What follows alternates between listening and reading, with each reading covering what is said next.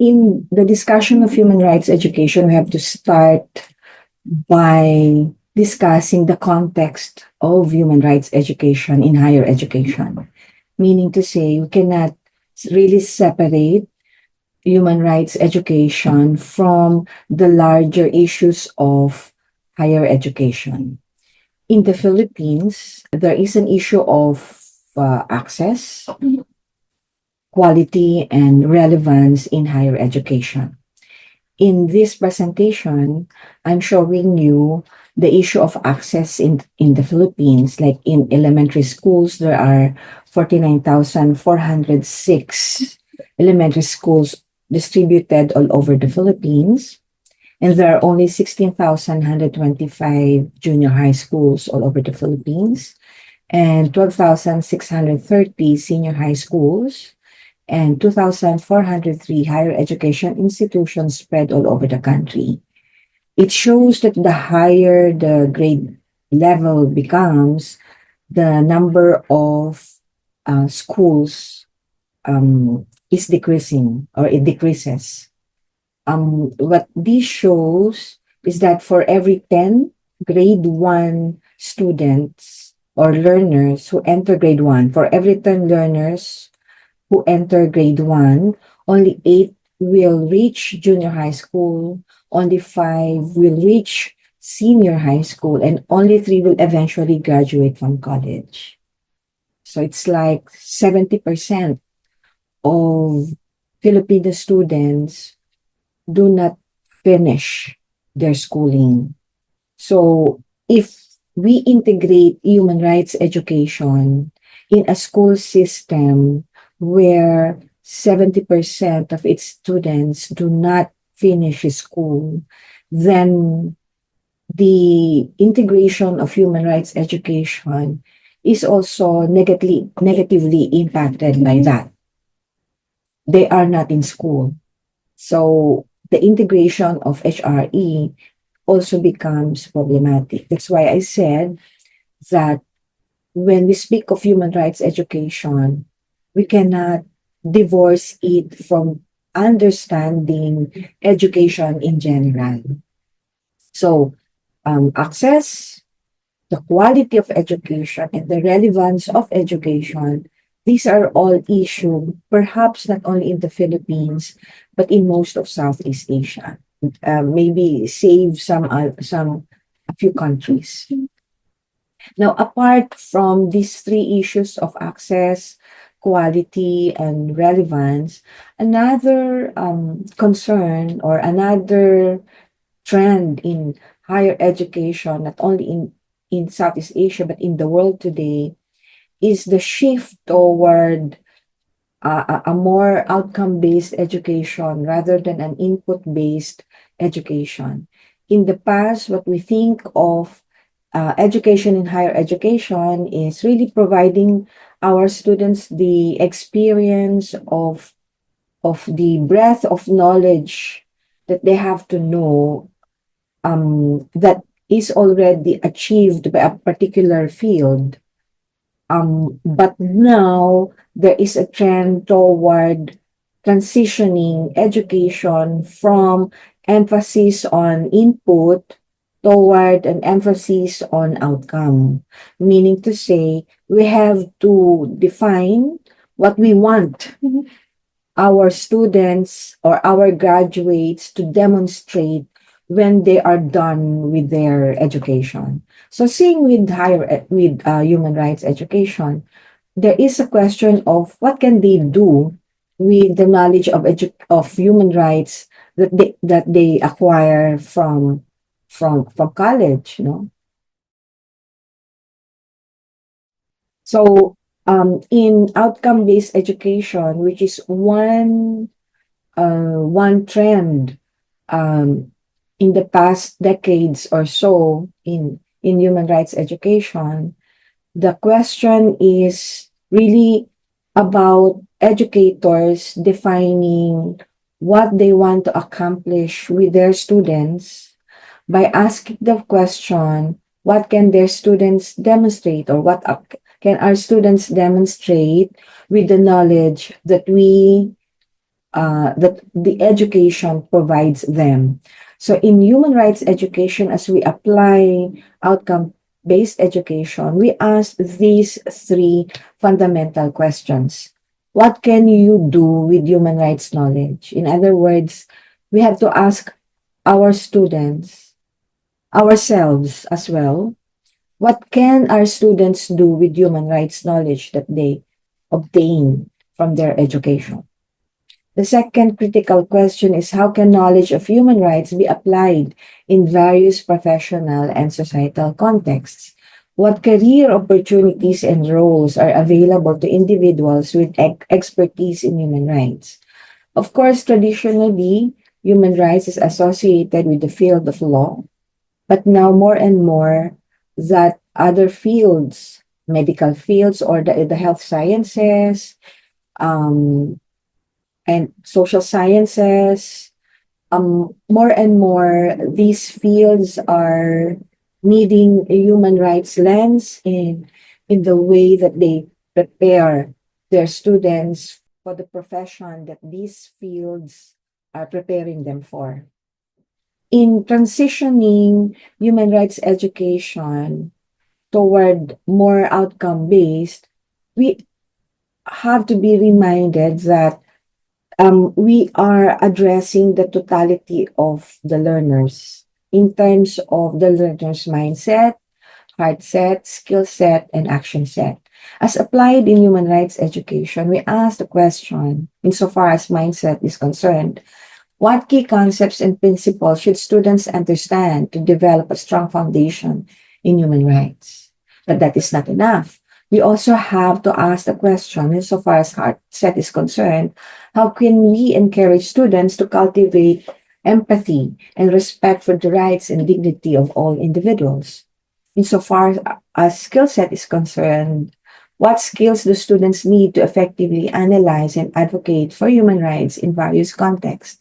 And for the action set, what types of actions should students be prepared to take to actively promote and protect human rights?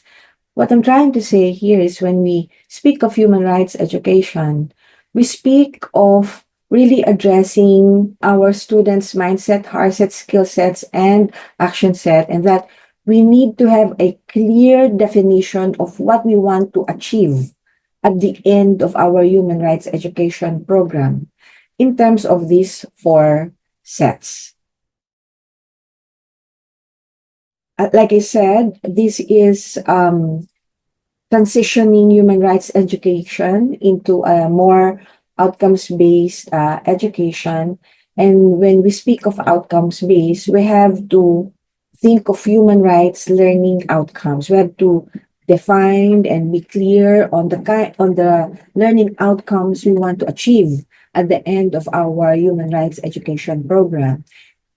These are just examples that human rights educators may consider as they plan for their human rights education program.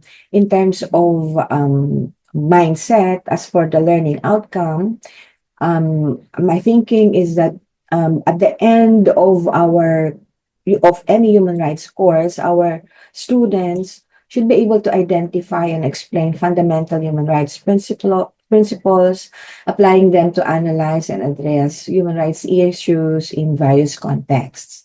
In terms of heart set, our participants or students should be able to appreciate the importance of human rights and develop a deep-seated commitment to promoting and defending these rights, fostering empathy and respect for all individuals, including the embrace, so that they should be able to embrace human rights principles as one's core values.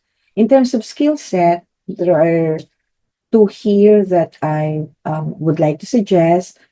In terms of skill set, our students at the end of our human rights education program should be able to use human rights frame in assessing one's action and conduct human rights impact assessments on policies, practices, and projects at the community and institutional levels, evaluating their effects on human rights and proposing actionable recommendations for systemic improvement.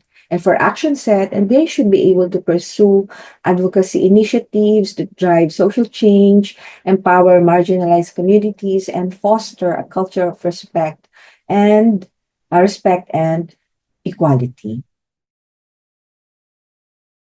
For every learning outcome should also be mindful of certain performance indicators that would guide the human rights educator as to whether indeed the outcomes have been achieved. So for every set, mindset, um, heart set, skill set, and action set, we should be able to set certain performance indicators to help us assess whether our students or our participants have indeed achieved the outcomes that we identified. For mindset, the sample performance indicators include successfully identify at least 5 fundamental human rights principles in written assessments, accurately explain these principles in class discussions and written assignments, analyze case studies, and provide solutions to human rights issues using these principles. So this means if we set these as indicators, then these indicators could help us in designing our syllabus or our activities. For heart set, as performance indicators, for appreciate the importance of human rights and develop a deep-seated commitment to promoting and defending these rights. We could identify, actively participate in class discussions, demonstrating clear understanding, appreciation of human rights, complete reflective journals, because heart set is something that should be very, very reflective in order to provide our students the opportunity for what they think and what they feel to be aligned. Because sometimes what they feel may not necessarily what they think, and what they think also may not necessarily be aligned with what they feel. And so reflective journals are very good at providing them the opportunity to reflect on some of the inconsistencies that they experience. Another set of indicators would be develop a personal action plan detailing how human rights um, principles will be integrated into daily life and professional practice. Provide examples of decision-making processes that reflect a commitment to human rights principles. For skill set, complete self-assessment report that critically evaluates personal actions using a human rights framework. Present at least 2 examples where personal actions were adjusted based on human rights considerations. Conduct and submit at least 2 comprehensive human rights impact assessment reports. Provide detailed evaluations of the effects on human rights within these assessments, and post actionable recommendations and solutions for improvement in the assessments.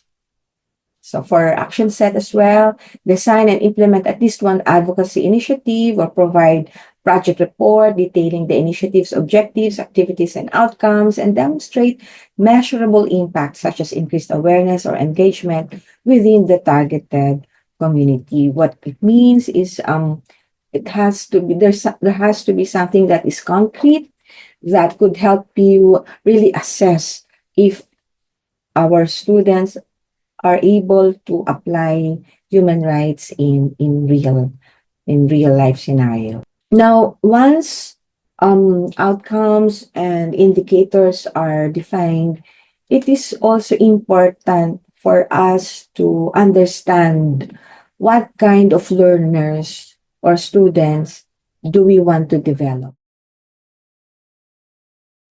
There are 3 different kinds of human rights learners, or learners learning human rights. There are those who are dependent learners, and as university students, they should not be dependent learners, right? They should either be independent learners and interdependent learners, where they could learn from each other. Students come to us depending on their experience of basic education, how their schools have prepared them for university life, we have to make adjustments in order to help or guide or facilitate how dependent learners become independent and interdependent learners. And all this should be part of our designing the kind of human rights course or program that we can design for them. In teaching human rights, there are many approaches to teaching human rights. And normally, the go-to model of teaching human rights is pedagogy or direct instruction. It's not really wrong. It's in many instances, pedagogy is still effective. However, because our students today have have been exposed to things that were not yet available during the time that we were studying. Pedagogy, the use of pedagogy may not always be effective for certain types of students. That is why we need to expand our repertoire of methodologies in teaching human rights. One is pedagogy, another is cybergogy, which is optimizing available online materials. In the we can incorporate available online materials, digital materials into the teaching of human rights, because sometimes why reinvent the wheel when these things are already available? We have learning management systems now. We can optimize our LMS in developing a human rights education program. The way I am approaching it is for stock knowledge, meaning to say for knowledge that doesn't change much, like principles of human rights, um, the um, the Universal Declaration of Human Rights. Some of these things can already be made available to our students through digital resources. And we can immerse or use cybergogy into our teaching, meaning to say we can incorporate some of these materials into our teaching so that with limited contact hours that we have, we can already use the time for more deepening opportunities for our students. So that's how I do cybergogy. If it is something that can be done by LMS or by other available human rights academies out there, I give some of the basic things to things like those. Third is pedagogy. Research studies have shown that students learn better when they teach it to others and when they are with others, because they are social learners, meaning to say they learn best when they learn with others. And so pedagogy is another method that we can incorporate into our pedagogy or even into our cybergogy, where we group our students together, give them assignments or give them projects, and provide opportunity for them in class and outside of the class to discuss. And that is pedagogy, what pedagogy means. So what is needed from us is being able to group them according to different variables that are important or relevant to topic, like could be according to gender or according to class, socioeconomic class, according to ethnicity, or could be diversity. So pedagogy is another method that we can use in order to jazz up a bit our methodology teaching human rights. Fourth one is Goji. This is something new. Goji is being able to, in a way, for the educator, for the teacher to wither away that our role is just to facilitate, design the activity, design the learning experience for our students, but it is them who will discover knowledge by themselves. And that is Goji. It could be being able, just providing them a list perhaps of websites that they can go to, or um, people they can talk to, some of the projects that we can design that will provide them opportunity to expand their thinking about the topic on human rights.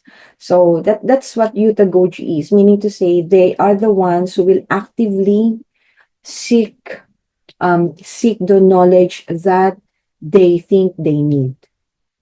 And our job is to facilitate or design a learning experience that will help them think about what they need. And last but not the least is Andragogy, which is the center of this presentation. Andragogy is for adult learners. What it basically does is it believes that the experience that students or learners or participants bring to the learning experience is the basis of the discussion, and that the basis of discussion and also the source of knowledge, which can be organized and elevated in which can be elevated into a more organized knowledge. So Andragogy believes that adult learners bring to the table knowledge that they acquired or they obtained from their work, from their life experiences, and these are legitimate sources of knowledge that they bring to the discussion, and that the role of the educator is to facilitate how these raw knowledge from their experience can be organized into something deeper, broader, and more could be more empirical or more scientific. Andragogy is like being embedded in the world, being embedded in the world. And George Lakoff and Mark Johnson, they advocate for conceptual metaphor. What they're basically saying is that we think in terms of where we are, meaning to say that our brain is wired according to how we experience the world. And because we experience the world differently, uh, that's how there are individual differences. And that how we experience the world is important, is a very important principle in learning, in education, so that we listen, we acknowledge how human beings, how individuals experience the world, and we experience the world differently. And Andragogy provides us the method that we can use to draw out how people experience the world differently. According to Rene Descartes, I think therefore I am, but for Walter Mignolo, it's I am where I think. In other words, we are influenced by the place where we're born, where we're raised, where we live, not only the place as a physical place, but also as a metaphorical place, the experience that we have where we are, all these influence the way we think.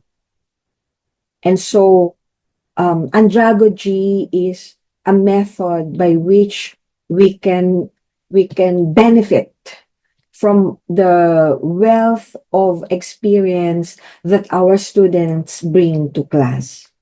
So the way I see it isn't necessarily the way you see it. And human rights is a perspective. No, it's a perspective which we can use to make sense of the world. There are many perspectives, but in human rights education, we give privilege to human rights as a perspective with which we organize the world. We make our world, our experience meaningful. We by using human rights as that lens that we could use to discover the meaning in our experiences. So we may, like I said previously, we experience the world differently, and it's very difficult to find common ground unless we share a perspective. And human rights is one of the many perspectives that we could use. And human rights education privileges human rights as that perspective which could optimize the wealth of experiences that the world provides to human beings. What I'm saying here is um, we cannot we cannot separate our experience from the knowledge out there that we are interested in knowing. They are connected, and especially so when we want to learn about human rights, where we are, who we are. These experiences are connected and will influence the way we learn human rights. So, as educators, it is incumbent upon us to know our learners, to know our students, to know where they come from, who they are, what their experiences are, because all these are input to the discussion, to the learning experience that we design for them and that they experience in under us. So we ask the question, who are our learners and how do they learn? 21st century learners are social, mobile, global, digital, and visual. They are very much different from who we were when we were students, from students from 20 years ago that we've had. So they are social, they like to be surrounded by people, they can easily make friends. They, because of technology, they are always connected. To be connected is important to them. And connection has no limits. It has no boundaries in the sense that they can be connected to anywhere, to anybody, anywhere in the world at any time. So that's why they are social, they are mobile, they are global, they are digital, and most of all, they are visual. And because these are the characteristics of today's learners, we need the wide range of methodologies as we teach human rights. We need to be pedagogical because they are social. We need to be cybergogical because they are digital. Okay? Um, we need to be utagogical in our approach because our students are global, they are mobile as well. Okay, so and most of all, like we have to be andragogical because they bring these experiences to the table. So what are characteristics of adult learners? Our university students are adults, are adult learners. So their motivation is intrinsic. So unlike learners from learners of basic education or basic education learners, um, we need to um, dangle honors, awards, that it's more extrinsic, right? But for adults, because they have already the experience, either work experience and life experience, they already have prior knowledge. And so they are motivated by what they want in life. So it's more intrinsic. And their orientation in the way in the way they approach um, the course or human rights course would be problem centric. Okay, they have they have puzzle areas. They are puzzled by so many things, and so they want to know how human rights could be of help for them to understand what has been puzzling them, and they are ready for more relevant knowledge. That's they do not have patience for knowledge sake. The adult learners are interested in knowledge that can readily be applied and that they can readily use in daily life. Okay, so because they are already self-directed, so these are the characteristics of adult learners. Human rights education has been with us for so many decades now, maybe 3 decades. And there has been, because of many practices of human rights education, different models have already been evolved. But definitely, what is common is that there is a desired state, which is the human rights, and the current state is a deviation or a violation of human rights. And education is really how do we bridge the gap. In doing so, we have identified different models of human rights education, and you might want to assess your practice where you are. No, um, the many use behaviorism as a model for doing human rights education, and that means that human rights is transmitting a set of knowledge to the students. And that set of knowledge is basic human rights, the principles of human rights. So, what the experts regard as basic knowledge of human rights is something that the experts or the educator think thinks to be important to be passed on and to be possessed or to be possessed by the students.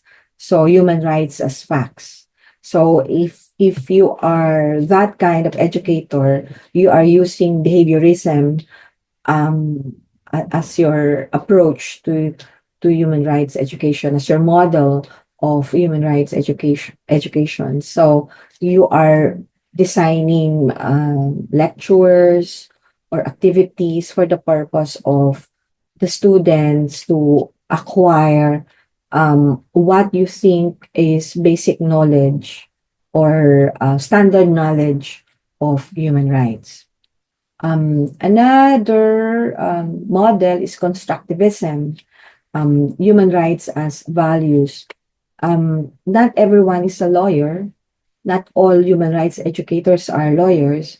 And so they interpret the standards of human rights in terms of values because they give premium to the students' experiences of human rights rather than privileging the conventions in constructivism. What you privilege are the experiences of violation of students, and then introduce them to how the conventions, how human rights standards and principles uh, um, can be used to assess their experience. And sometimes they don't match.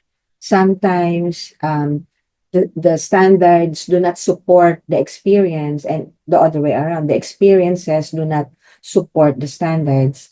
In this case, the approach of the educator is process oriented more process oriented, so that the principle, the feeling, and the experience um, become consistent, because not all human rights conflict always exists.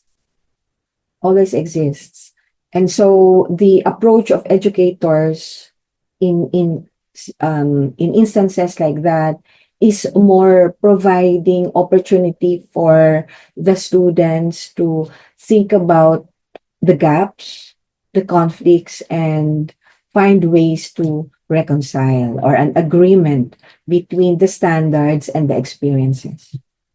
The third approach is critical pedagogy. In the first two models, behaviorism and constructivism, knowledge of the convention is important. No? Knowledge, it is the object of study. In critical pedagogy, the object of study are the experiences that students bring to class, and that the experiences are processed, studied, analyzed, and analyzed in the context of human rights, using human rights perspective.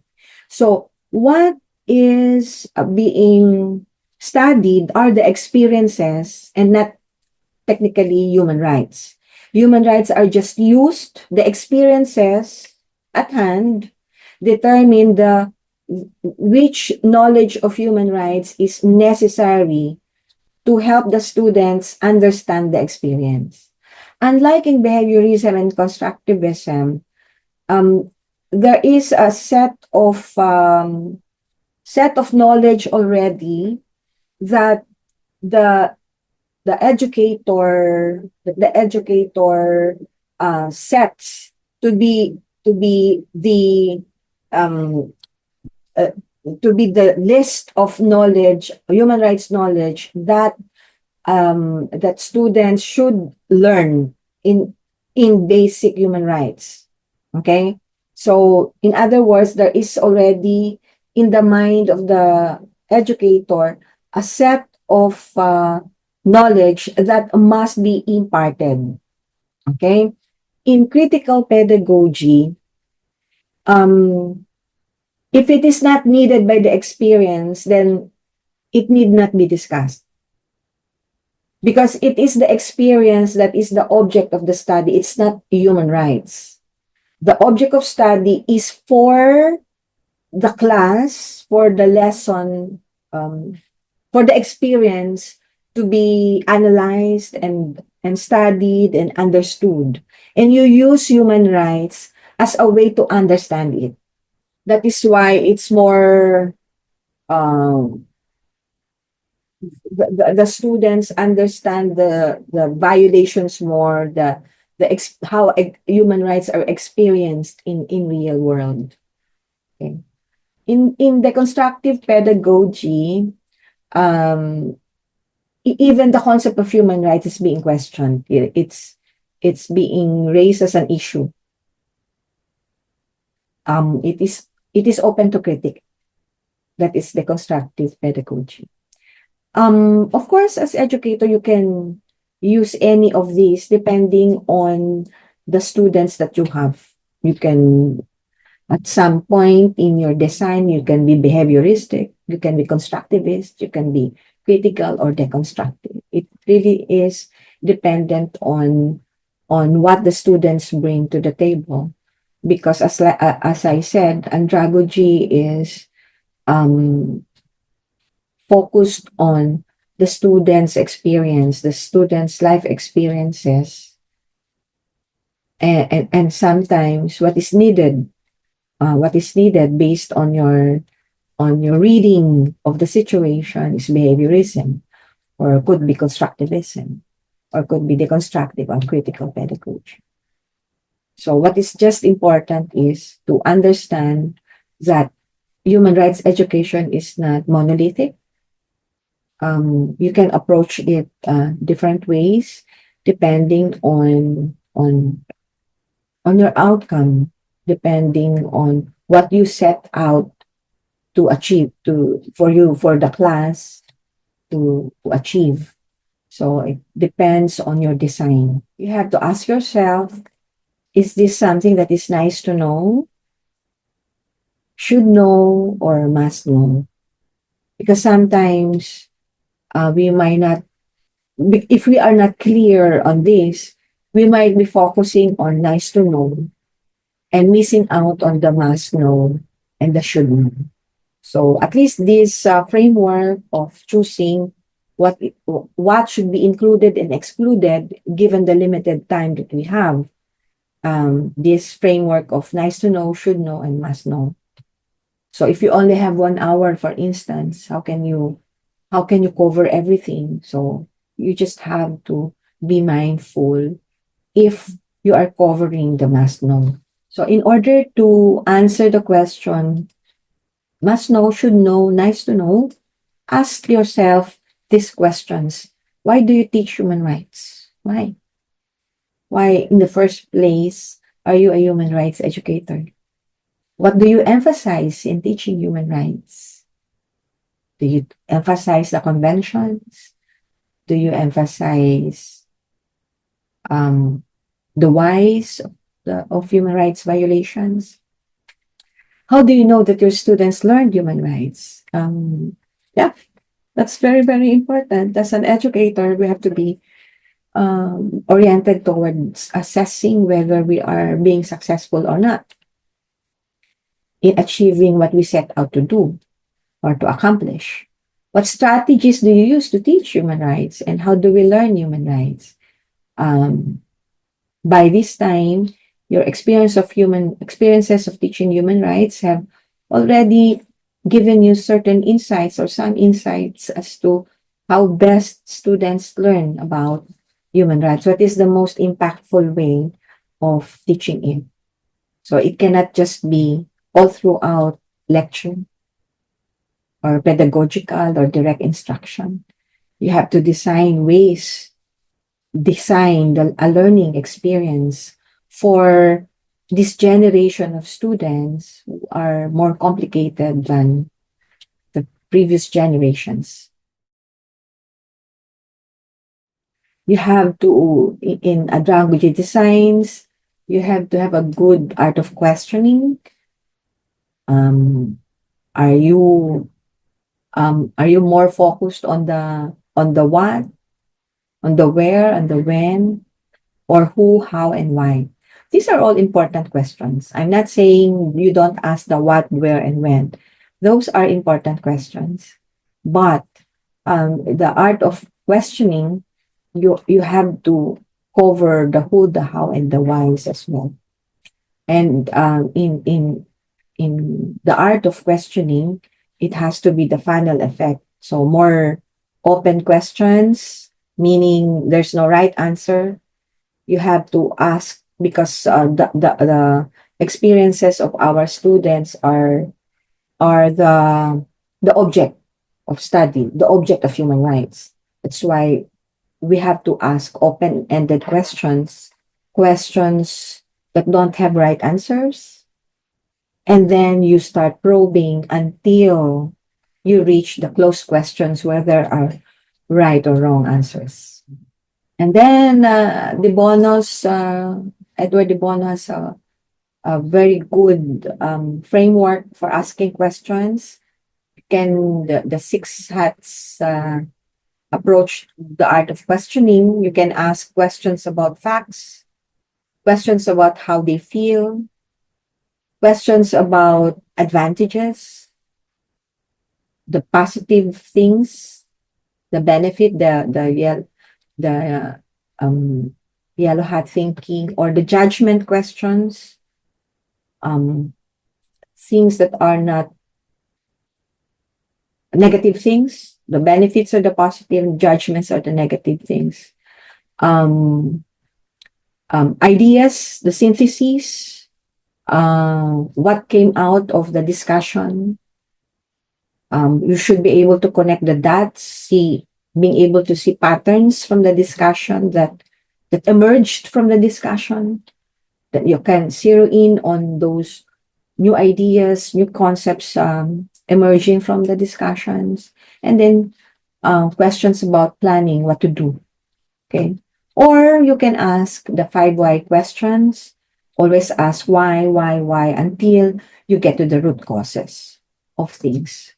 So basically, teaching human rights is about designing a learning experience where they'll be able to embrace the principle of human rights, apply the principle of human rights in the way they experience life, and apply and being able to do something to uphold human rights. So either you design for knowledge, you can also design for skills, you design for motivations, design for habits, design for environment, or design for social and informal learning. It's up to you. You can be very formal, you can be um, professorial in how you design, or you allow for something informal in your design of your human rights education program. I think that we are now in the human rights education 2.0, and that when we speak of human rights education, um, what is still what sets it apart from other social reform agenda education is state accountability. The state is still accountable for human rights, especially now that the world is going right. Uh, we need all the more um, emphasis on state accountability, on the rule of law. That's a problem in the Philippines and in many parts, even in the US and Europe. It's a problem. Two is, while we teach about the standards, but it can also be beyond the standards, because standards are articulated in people's daily lives. That's why people's lived experiences and contexts are very important as a take-off point in learning about human rights. And the curriculum, the syllabus, they are not enough. We need to look at the entire school as a place where human rights is upheld, respected, and protected. And so, as human rights educators, we are not just focused on our syllabus, the curriculum. We need to also look at how the academic programs are designed, our environment, the classroom, policies inside the university. These are all material to really bringing to life the different principles of human rights. If the society in general has not yet achieved the level of really the kind the what we desire insofar as human rights are concerned, we at least endeavor to have our school system to be more human rights, not only human rights friendly, but where human rights is lived. And in human rights education, there is a multiverse of platforms. Um, we have to deal with fake news.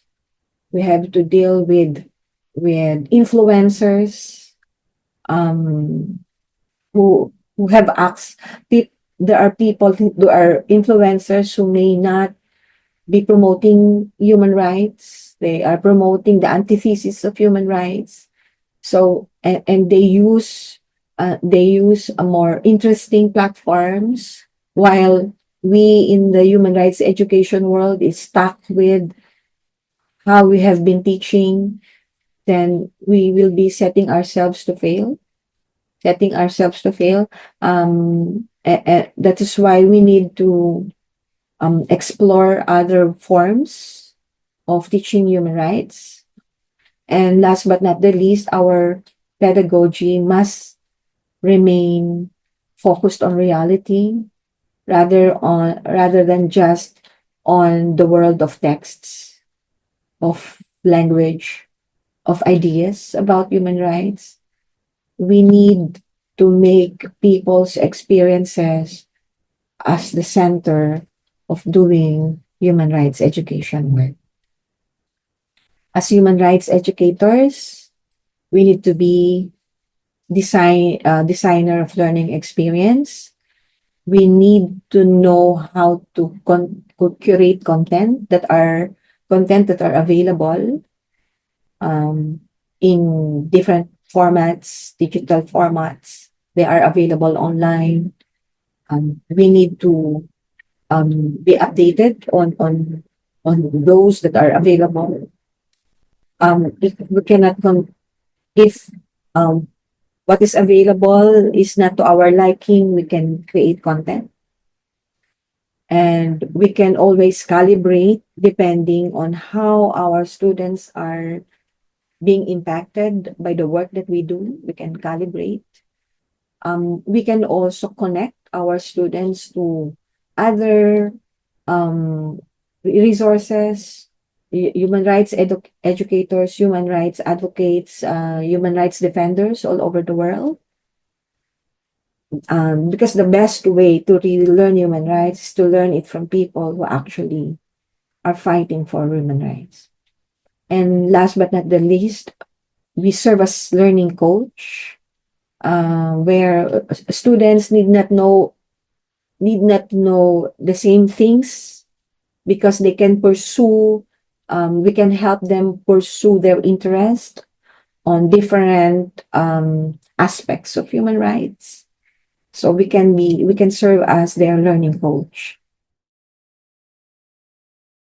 We have to always to also update our skills in terms of an understanding in terms of how human beings learn. Like I said, we cannot just focus on semantic memories or general knowledge of human rights, because we tend to forget that it's just there are two kinds of memory. We have a long-term memory and short-term memory. For long-term memory, you have procedural and declarative memories, knowing that. Um, so the challenge to us is how can we make human rights as something procedural, something similar to learning how to ride a bicycle, because the memory, we will remember them much longer if that is the case. Then how can we make our teaching of human rights more episodic, more powerful? Because if it is just general knowledge that we emphasize, we tend to forget. Episodic memories are longer lasting. And then emotions drive learning, attention, and meaning making. Human rights is something that is close to one's heart. We have to acknowledge that and celebrate that in our teaching. We have to incorporate that in our teaching. Our students' experiences have feelings. They remember the feelings. And the more that we make these experiences to be at the heart of our learning human rights, much better, because they are it's more transformative, more affecting what is inside them rather than just what is in their brain. The brain searches for meanings and patterns. We cannot just introduce any concept without looking for, um, without priming them, without being able to draw out from them whatever experience they have that might be relevant to whatever concept we might want to teach them on human rights. And learning is aided by motion, novelty, challenge, scent, color, music, and aesthetics. We can use all this as part of our methodology. We can use music, we can use scent, we can use color. They tend to, they aid memory. Okay. So human beings learn best when the learning process is active, spaced over time, varied in approach, emotionally engaging, and reinforced through feedback and application. So that's why assessment is important. Neuroscience and cognitive science emphasize that learning is not just about acquiring information, but also about how that information is processed, practiced, and integrated into long-term memory through various cognitive strategies. HRE requires transformation of consciousness. There must exist a paradigm, a practical model for social change that includes an understanding of ways to transform consciousness that are linked to efforts to transform structures. So human rights education is a transformative experience. It's both transformative learning, it is a transformative education, and it uses transformative pedagogies. Um, so human rights, learning human rights should be and must be a transformative experience for everyone. So it's not just a set of technical knowledge that should be learned, but it is a set of experience about life, about being better human beings. So, as a final thought, you can apply all the principles that I have shared so far into this method. You can use ADID's method. You start with an activity that is relevant to whatever topic that is scheduled, and that activity is something that will draw out how your students experience the topic that we are about to discuss. And so discussion is drawing out, letting our students share these experiences so that they gain the confidence to feel safe, that they share their experiences in class. And so the activity and the discussion comprise what the students currently know about the topic, and our input is just short, something that has something to do with the topic, an expert's view of the topic. And deepening is being able to challenge both the input, and the input represents the educator's point of view, and the activity and discussion the student's point of view, and we mix them, we challenge them, so that there is a rethinking. We force them to think about what they're thinking. That is deepening. And so the debate, the debate inside the class, the problematic situation that arise from the discussion, from the deepening will lead us to certain realizations and insights about the discussion, about the topic. So we zero in on that using the synthesis. And that's Adit's method for you in a nutshell. So I hope that my thinking about human rights education from the education science point of view would help you um, could help you improve your design of your human rights education program, could give you some ideas on how how best you can improve our practice of human rights education. In the past, in when human rights education was just starting, we were like, okay, we know human rights, and so we set out to design human rights education programs. But decades after, we realized that there is a science behind doing human rights education work, and that it cannot be separate from the larger issue of education, and that we can also understand it from how human beings learn, that brain science, cognitive science, other the education sciences could also help us understand how else we can improve the way we do human rights education. With that, maraming salamat. Thank you very much.